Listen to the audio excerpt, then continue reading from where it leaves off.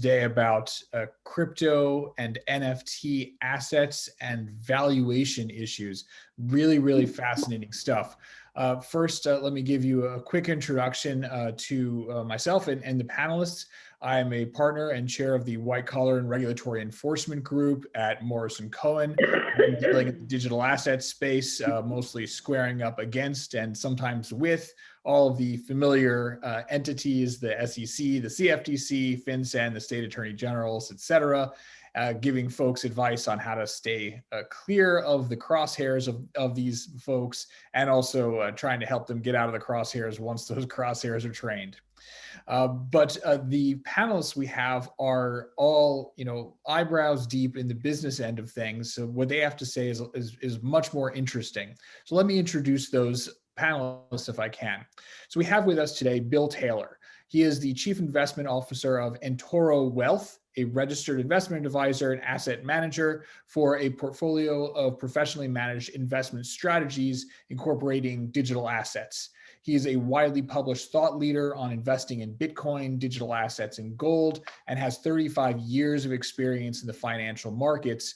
Beginning as an original member of the Chicago Board Options Exchange, he was previously a CEO of a publicly traded investment management firm, and he's co-founder of the highly acclaimed Digital Wealth News, which covers fintech and the digital economy at large, and has an audience of hedge fund managers, investment advisors, C-suites, family offices, and others. Mauro Andriotto, our next panelist, is the founder and chairman of EDSX and Andriotto Financial Services, a financial boutique specialized in crypto finance. He's also an equity partner of SMC Family Office and a professor of corporate finance and enterprise risk management at the University of Pisa and the University of Geneva. He is internationally recognized as a leader in security token offerings, that is STOs. So we look forward to hearing more about those from Mauro today. Next, we have Jeremy Bourne. Jeremy is the CEO and co-founder of NFT Genius, a company that brings storytelling to the NFT space. Their first project, Bitcoin Origins, was a wild success and set the tone for immersive NFTs. He's now creating a music-specific NFT marketplace backed by some prolific VCs and musicians. So I'd look forward to Jeremy talking more about the Nina Simone issues, maybe some more about some Jay-Z issues that are going on in the NFT marketplace right now. Jeremy was also the founder of Coin Genius, whose mission was to bring transparency to the crypto community, trading community, through various advanced market intelligence forms. Finally, we have Eugene Kim, the founder of Merch NFT, which is an NFT company focused on creators and their communities. Before entering the NFT space, Eugene was the general counsel for Webtoon Entertainment, the largest web comic platform and publisher with over 100,000 active series. So we've got some terrific panelists today. Feel free to drop any questions you have for the panelists at any time into the chat, and I'll make sure to get those out. But first of all, what I'd like to do to have some of our panelists kind of introduce themselves a little bit more to you and their thoughts on how their projects are intersecting with the valuation of crypto and NFTs. Let's just ask each of the folks in turn, tell us a little bit more about your current project, show me your project, as the kids say, and what issues in valuation are you dealing with these days? And maybe we can start on the crypto side by asking first Mauro about security token offerings and ESDX's business model, and then we'll hear from Bill about Entoro Wealth before moving to Eugene and Jeremy. So Mauro, with that introduction, please tell us more about what you're doing these days and what you're seeing in the security token offering field. Thank you. It's a pleasure being here today. As you said, I will add some words to my presentation. I teach finance in Italy, University of Pisa, University of Bocconi, and University of Geneva. So valuation is something that I usually teach at the university. And I am an advisor of the European Commission for the main program at the European level that is funding startups and innovation with the 95 billions of euro that will be spent in innovation by the European Commission. So what I do for the European Commission is that I help them to select which are the projects and companies that will receive non-refundable and non-repayable grants. Probably an interesting thing is that the program is open worldwide, so also companies from US can participate with the condition that if they will receive the money, they will have to establish a company in Europe. I am an equity partner of a family office that is deeply involved in the crypto space. We have also a subsidiary that is SMC Blockchain, but SMC is a family office with a physical presence in 15 countries around the world, in particular Russia, Middle East, Switzerland, some offices around Europe, and one big office in Panama for the South American clients. And I am also an equity partner of an asset management company where we have recently created a fund in Luxembourg. Is an alternative investment fund that is targeting blockchain projects. The name of this fund is Ethica Chain, and we have also an ISIN code, so it will be also a listed fund soon. So I will spend a couple of words about evaluation, and from my opinion, if you needed to evaluate an asset, the evaluation of an asset, it must be done in a classical way. It means that the value of an asset depends usually by the cash flows that this asset will return, will give to its investors. And I don't think that the technology is going to change the basics of finance.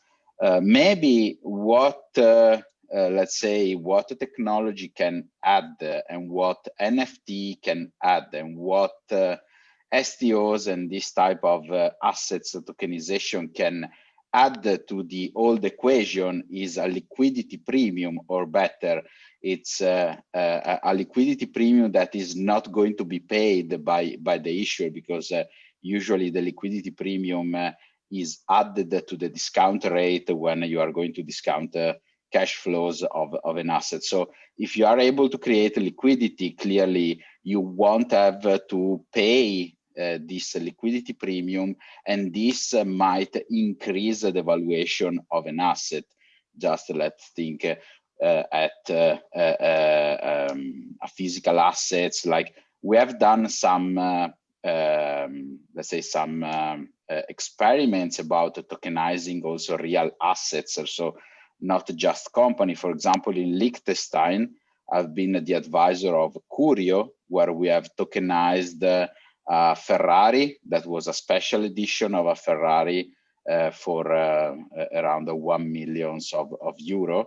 And clearly this was not an NFT, because the problem that you might have with NFT is that you needed to sell the entire NFT. So if the assets is of high value, clearly it might be a problem. But in that case, when the assets is an important one, then you are going to securitize, let's say, the asset with the tokenization, and you are going to sell token by token to every investor. That sounds terrific. I don't think that I can afford a Ferrari at that price, but hopefully we can get an NFT of one for a little cheaper. I can at least exactly. Exactly. Bill, why don't you tell us a little bit more about Entoro Wealth and what you're seeing out there and what your thoughts on valuation projects are? Yeah, hi. Hey, thanks, Jason. Thanks for the intro here and there. I need to correct you. I always keep saying 35 years plus in the business. I'll try and keep it short, but I've been using the 35 years for the last 15 or 20 years. So anyway, we're still here. Yeah, I set up Entoro Wealth. Entoro is a investment banking firm down in Houston. We set up an RIA specifically to put a mutual fund in front of the SEC that would include some Bitcoin exposure. And we are still waiting for that. The exposure is going to be on the futures side, the CME futures. and a smaller portion what we did because the SEC doesn't like Bitcoin whatsoever. We're still waiting for that, as is everybody else. In the meantime, this is our second go around in a publication. My wife and I, my wife is in publishing, we publish dwealth.news, digitalwealth.news, and we cover all facets of technology in the digital asset space and digital wealth and moving forward. And be really interested to talk to Jeremy over there. I've got information. I called in to set up a time.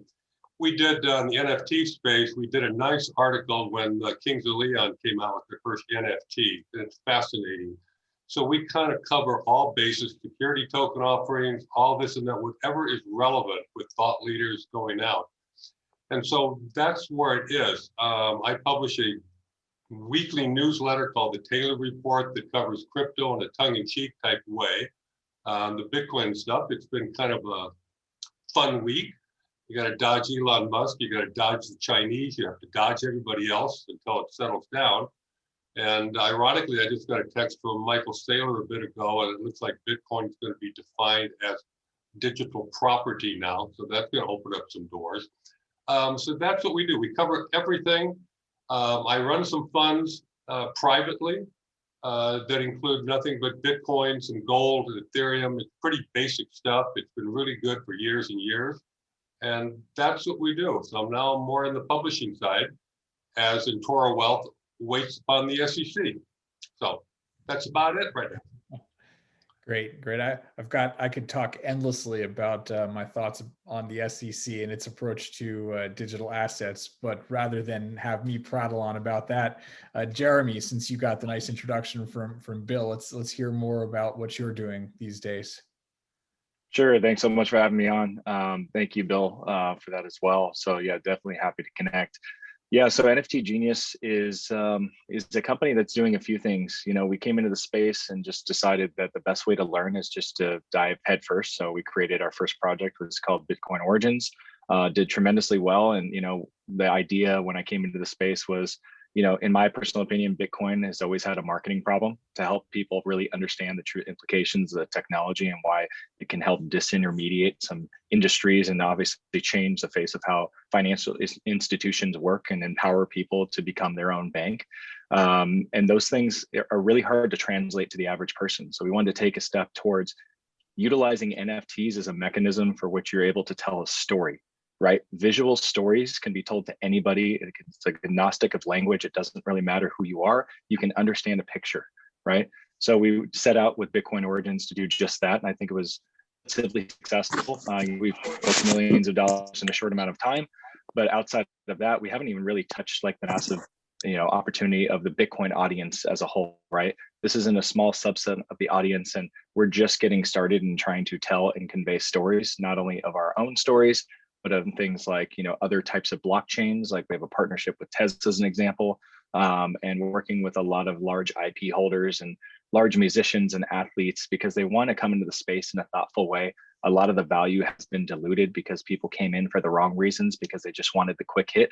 We're here for the sustainable competitive advantage, and we do that by taking our time and putting time and care into every offering that we put out. So for us, we find ourselves in a really good spot on the IP and creative side.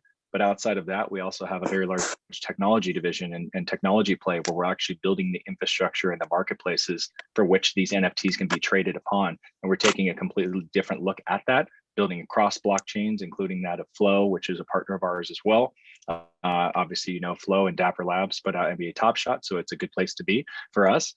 Music is another area of focus because we see this as a huge opportunity to disrupt that industry and empower, once again, the artists and musicians in the way that they used to be empowered by being creative and not be really in this factory setting to where they're really going after the streams to which they make pennies on the dollar on millions of streams, right?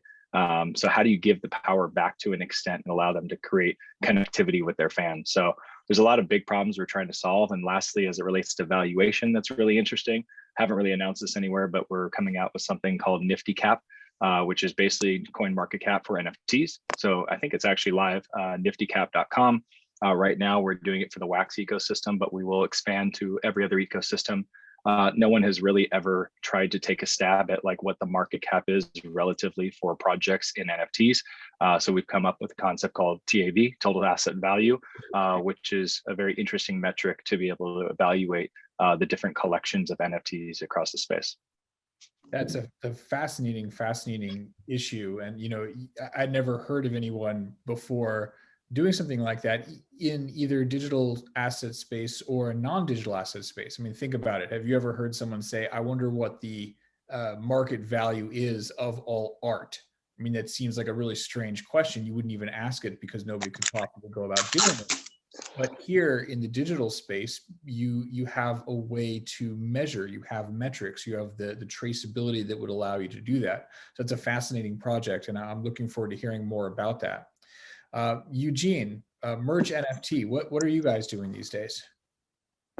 Thanks, Jason. Hi, everyone. So kind of like Jeremy, I entered the NFT space, as it was blowing up, early this year. I was at Webtoon Entertainment, which is, a comic publisher, and, I've worked with thousands of digital artists. So naturally, when the NFT space was kind of blowing up, I started paying attention because I work with digital artists, and I kind of saw, the application on the digital art side.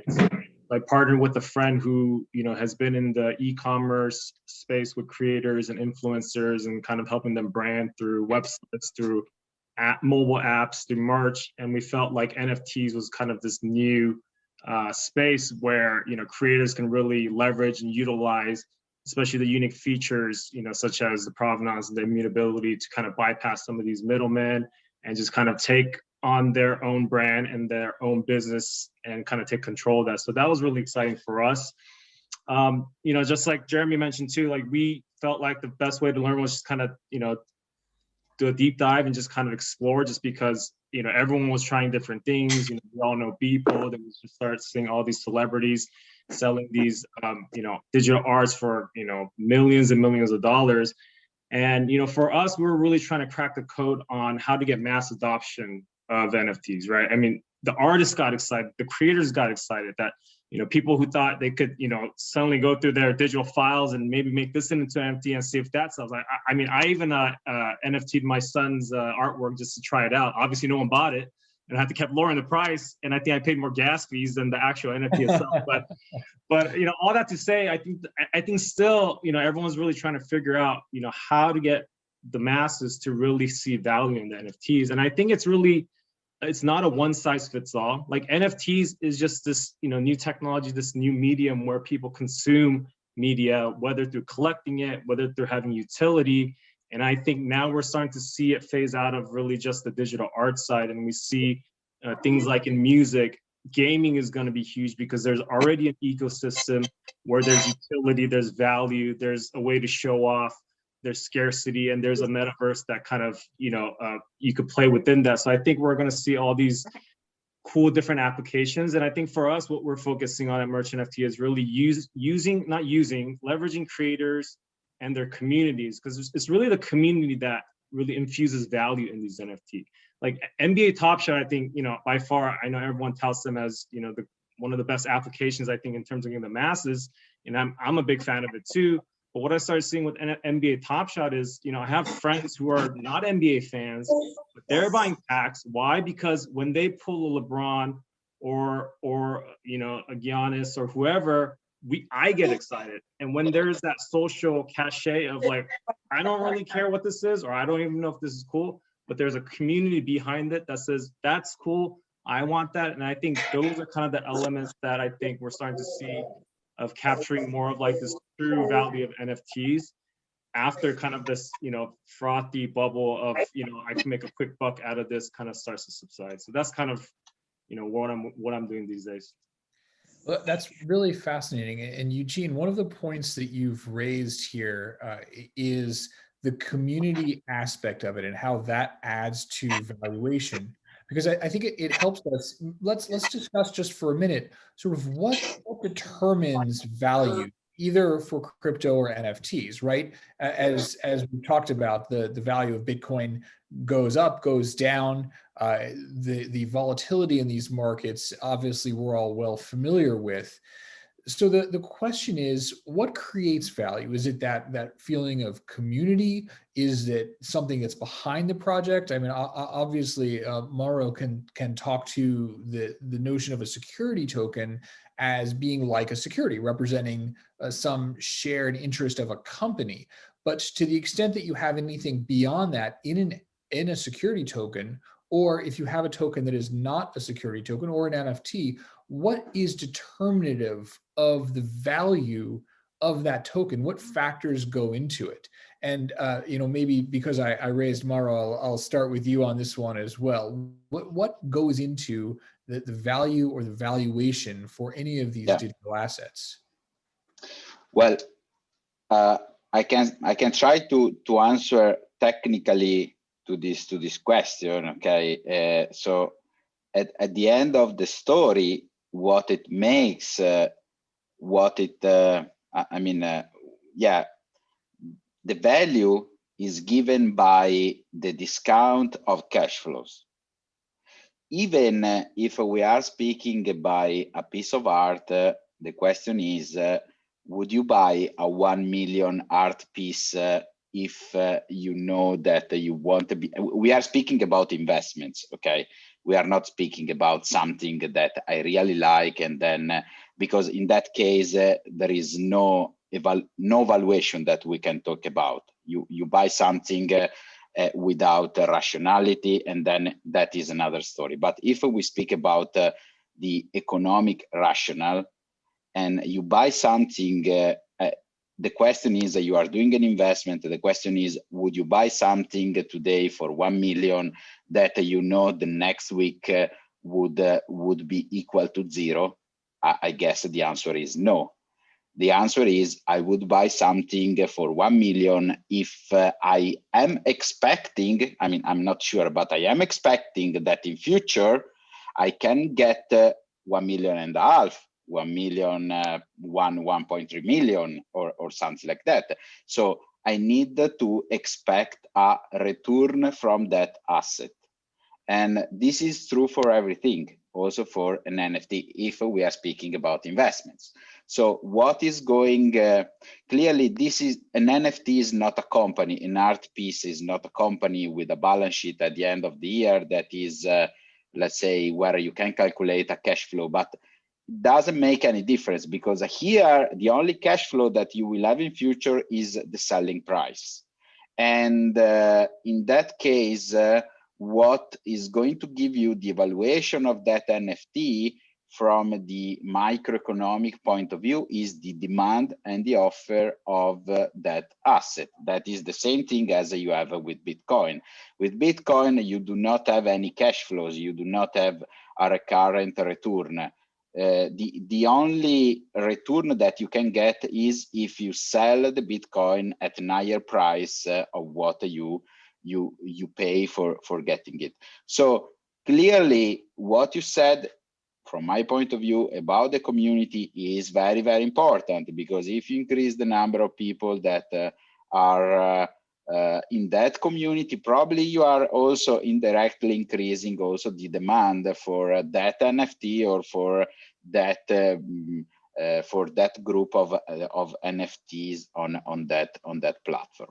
So yeah, probably the question, and maybe I'm not the right one to answer to this, is how you are going to increase the community, because I guess that this is really the key if you wanted to increase the price of the NFTs, and if you wanted to be sure, if you are the owner of a platform, that you will be able to create values for the issuers of the NFTs.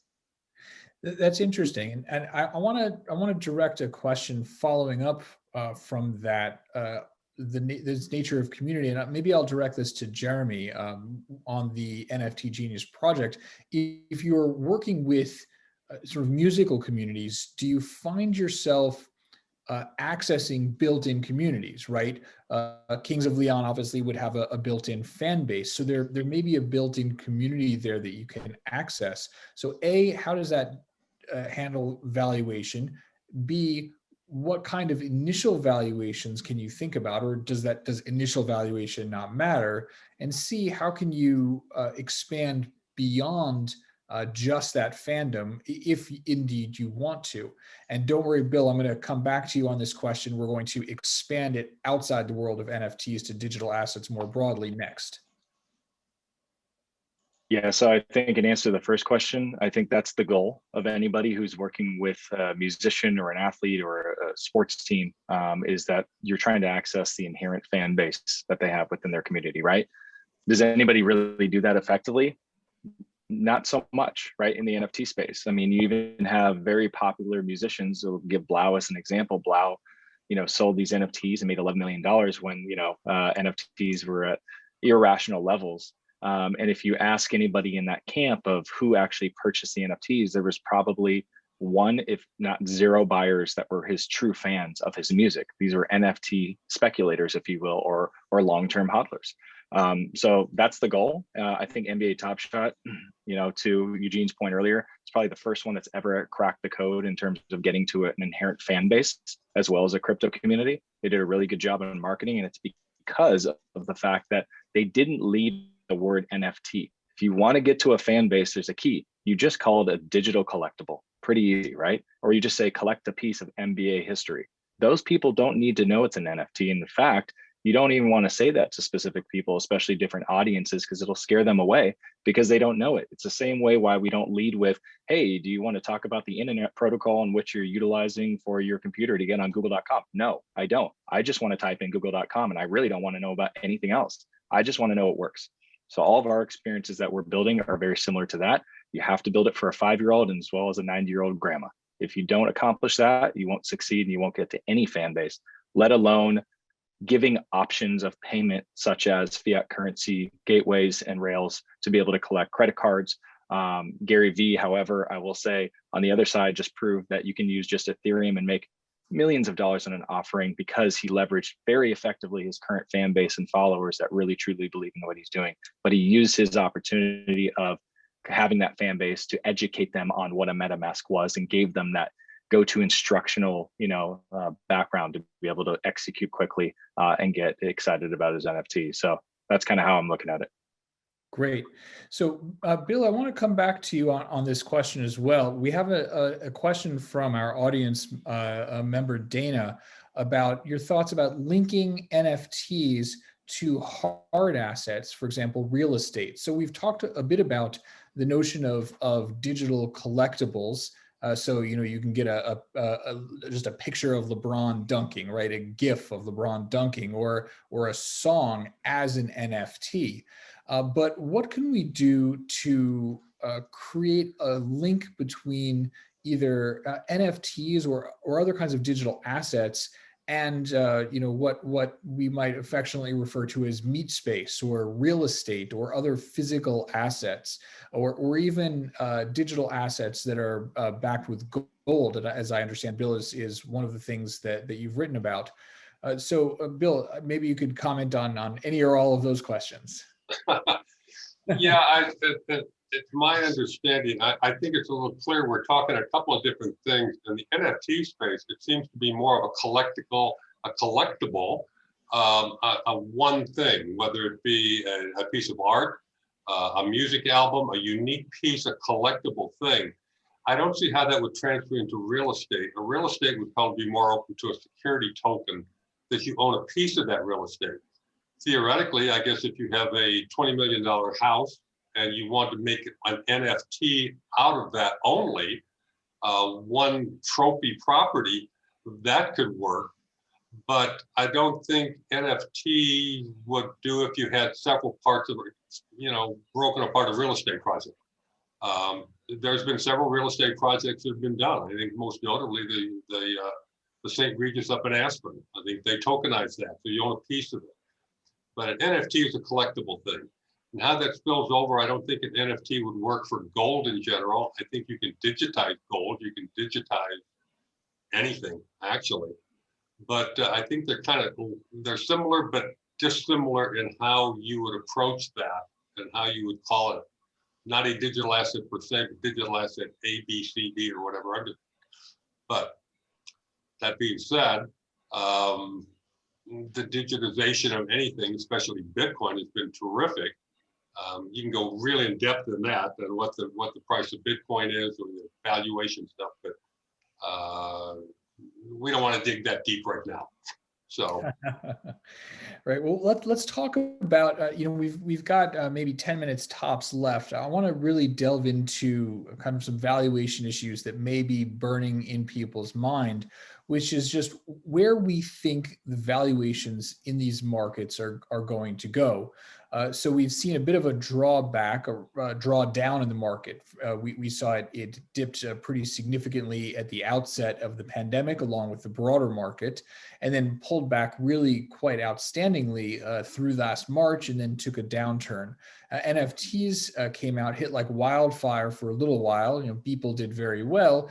But then as I think Eugene was saying, both his sons and a lot of other people's art found it difficult to find an audience. I tried to digitize some of my son's art for his grandma, and she couldn't figure out how to use the computer, so that didn't work at all. But the larger question is, where do we think these asset valuations are going to be going in near term, medium term, and long term? Or is that even a question that's useful to ask? Eugene, maybe let's start with you on that question. What do you think? Yeah, no, that's a great question. I mean, as you alluded to, I think in the beginning, everyone just jumped on the hype that you can buy something and then you can turn around and make a quick buck, and people are starting to realize the true value of the NFTs is really in the content or the IP itself, right? Like the Jordan sneakers, if they made NFTs, it would sell probably because there's a rabid fan base of Jordan sneakers and the sneaker culture in general. Pokemon cards, I'm sure they're working on something, and when they come out with NFTs of cards that they already sell like crazy, I'm sure that'll do it well as well. So I think really it's the content and the IP that really drives these valuation, and we're always going to see, I think, still a remnants of this, big, one-time drops with the memes that we're seeing, these viral clips that we're seeing, because there's already this social cachet of people are like, I remember that, and millions of people have watched that, and now I get to own it. And so there's definitely that collectible piece. But I think, for at least merch NFT, and the way I view it is, I really want to bring the price point down for these NFTs. Just like NBA Top Shot, what they've done a great job is these packs are $9, and the human psyche of collecting is, for $9, I might buy a pack. And then there's that chance factor in those packs too. I'm spending $9, but instantaneously I might get $20 worth of cards. And there's like that human psyche of that's exciting, even though it's not $1 million. So there's that short-term gamification. And there's also this long-term, this LeBron moment might become $200,000 one day. So I think once you start giving users that short-term excitement, whether through an upside chance or whether through a utility, like I mentioned, kind of in the gaming space, when you buy a Fortnite skin in an NFT or something in Roblox, and if that weapon has, certain powers, there's already utility there. And if it's scarce, there's also this collectible, value there as well. So I think it's kind of a mix of, kind of the different angles, like you mentioned, whether it's short-term, long-term, utility, and you really have to incorporate that all together. But I think still at the end of the day, it's really the content and the IP really behind it that drives a true value. Right now, everyone's kind of trying to tether all these real life items just because no one really knows what these NFTs themselves are worth. So they're tethering it with the real card that's worth $300,000. Then, okay, at least this NFT is worth $300,000 right now because I get a car. And so people are trying to kind of inflate it that way. But I'm more interested in kind of like this mass, like iTunes MP3s are $1 and people buy it. I mean, I know it's not really a collectible, but I think once NFTs get to that kind of a level and people are already collecting and they have a few here and there, then it becomes really a means for self-expression, for you to brag, to show your friends, I'm different from you because I've found this NFT 5 years ago that knew about. And I think it just becomes a whole ecosystem and kind of a gamification there. That's interesting. And Jeremy, what do you think about that? Yeah, I actually have to hop off in a second, so definitely want to comment. Thank you. So I look at the mobile gaming side of things and just gaming in general. You can take a lot of learnings from that as well. So if you think about digital currencies and like why digital currencies in gaming, turns out into, you know, multi-billion-dollar secondary markets for trading of those assets, and why gamers and why Eugene was talking about gaming is going to be huge in NFTs is because they're already conditioned to buy digital collectibles and digital assets within the games. In-game currencies to them make a heck of a lot of sense. And if you ask yourself what drives the value of those digital currencies inside the game, well, it's because it has some sort of utility attached to it. It unlocks something, it speeds along a process, right? And what works in conjunction with that is there's a community aspect, there's a community built in. These people can communicate with one another. All of those things in the ecosystem is what builds the value of those assets. Without a community in a way in which you can trade with somebody or communicate and you know, talk mess on somebody that you're trying to beat in a game, that doesn't work, and that digital currency in theory doesn't have any value. So we take that same approach in saying that the community is a big part of it, but you also look at it from like my past experience and just cryptocurrencies in general and digital assets and the analytics that drive these things, and, you know, relative market cap. And like I said, you know, total asset value is something that we're looking at and unique calculations around that.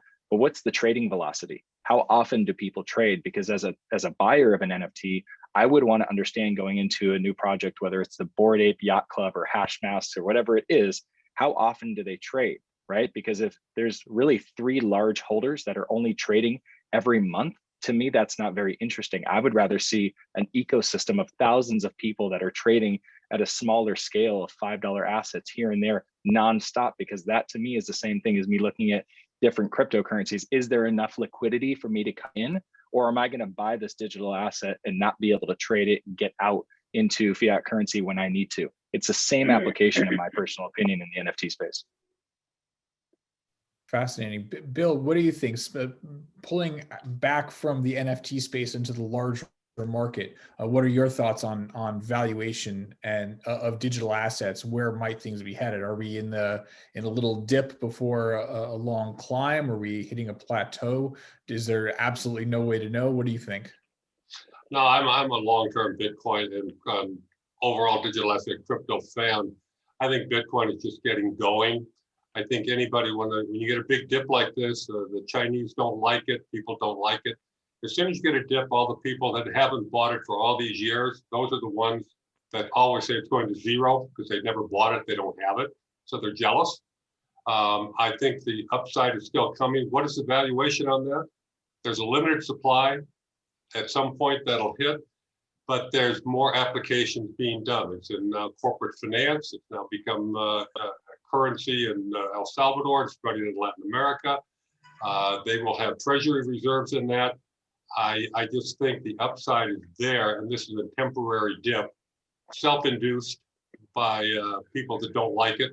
You know, Bitcoin causes cancer. Bitcoin causes climate change, whatever you want to put out there. It's being debunked. Anyway. That's great. We're almost out of time, but Mauro, I want to give you the last word on this, and specifically in security token markets. What are you seeing in terms of long-term valuations? Is it tied to equity markets in general? What's your view on where we're going? Yeah, no, I absolutely think that the basic of finance is not going to change because we are changing the technology. Blockchain is just a distribution technology. As I said, probably is also a better way for creating communities and having more people that participate to financial market. And this might have an impact on liquidity, but we are going, as you said at the beginning, I didn't speak about our platform, but I am the founder of one of the first platforms in Europe, probably the first one with an authorization for providing a secondary market on security token. And we already have a proof of concept that we have launched. At the moment is just on the primary market, but as I said, we already have the authorization, and soon we will open the secondary market for this company. That is our future, but we are going to issue in the next months or probably next 2 months digital bond is from a UK investment company. The name of this company is Prime Nordic. And I'm thinking, for example, at the valuation of this bond that has a coupon of 5.25% and a maturity of 10 years. I mean, In that case, the valuation is straightforward because if the bond is not going to default, you take the coupon, you discount everything. And so I would be surprised if the price would not be in line. I would say that if the price is lower, I would buy it, me personally. If the price is higher, I would sell it. So, and this type of, let's say, activity would take the price back to its fair value. So I don't think that this will be changed by the technology that we are using. Great. And I think we have one last question from the audience. Yeah, Marty, go ahead. So there's a pandemonium is breaking out over here about this LeBron James collectible. Now, if I have this right, anybody can have a photo of LeBron James, and anybody can make a copy of this photo. But the NFT attached to this photo is from the photographer or the owner of the photo. So whenever it's redistributed in media, like I guess Bill Gates owns this huge collection of photography, right? Collectible photos. And whenever it's used, he gets some kind of honorarium or whatever he gets. You know, so is that the basis behind this? Is that, sure, anybody can make a copy of a LeBron James photo, but this one photo in particular is always traceable back to the existing owner? How does that work? And I only have like a minute for you guys to answer. So pick out the best guy. Maybe it's Jeremy, maybe it's Eugene who can answer this question. Why an NFT? We're going to throw this one to Eugene, since he's both an NFT guy and also a lawyer. And I think there's a legal question underlying this. Eugene, what are your thoughts? Yeah, so I'll just make quick. I think that misunderstanding is why Jason and a lot of law firms are going to probably make a lot of money, just because there's a lot of confusion around copyright law and what you can do. Anecdotally, Jay-Z, I know he's suing Damon Dash and all that for his NFT of the record label, but he's also suing a photographer that shot all of his photos, and the photographer's saying, hey, I shot these, I own these. The argument from Jay-Z and his camp is, no, we paid you for these. So it really depends on, photographers, right? Like, did you get paid for that? Did you assign the copyright to those photos? Because if you did, the personality themselves can own it. But if you're a photographer and you just shot it without consideration, you might own the photography to make an NFT. And someone has actually done that with Tom Brady's photo, I think, in the past.